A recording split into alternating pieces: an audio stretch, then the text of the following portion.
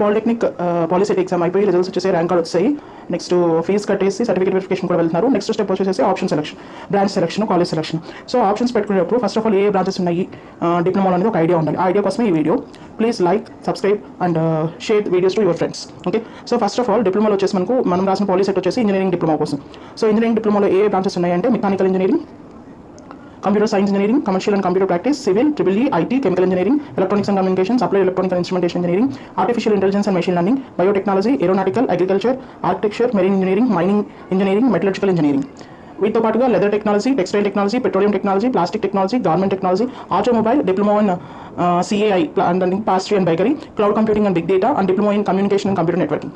So ఇవన్నీ కూడా engineering diploma.